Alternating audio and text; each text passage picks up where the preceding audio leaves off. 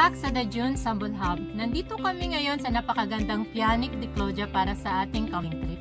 Siyempre, hindi pwedeng mawala ang banding sa kusina. Request ng mga kids na mag-chicken nuggets tayo, kaya cooking time na. Para mas maging malasa ang ating chicken, lagyan natin ng garlic powder, onion powder, ground pepper, at salt.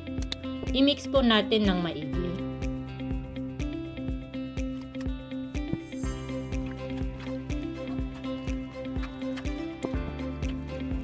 Ngayong na-mix na, kumuha tayo ng isang chicken chunks, i-dredge natin sa flour, i-dip sa itlog, at i-coat sa breadcrumbs bago natin i-fry. Ganyan din ang gawin ninyo sa ibang chicken chunks.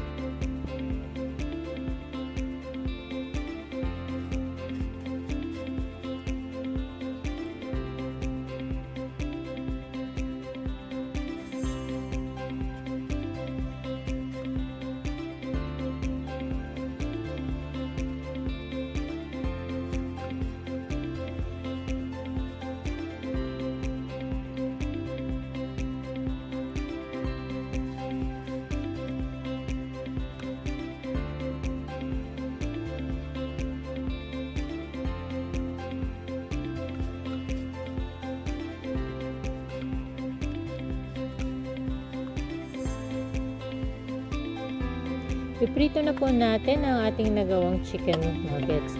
Gamitin nyo po ang oil of your choice. Ang sa akin ang gamit ko ay sunflower dahil perfect ito sa pag-fry. Piprito natin ito ng mga 5 minutes o hanggang maging golden brown bago natin i-flip at iprito in another 5 minutes until it's done.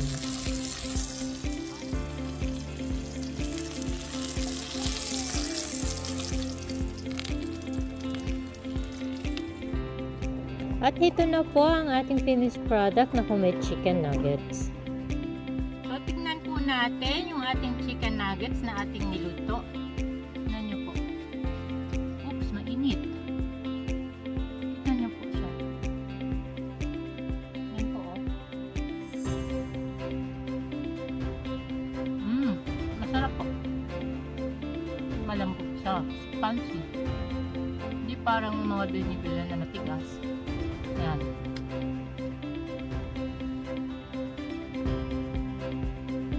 Sarap.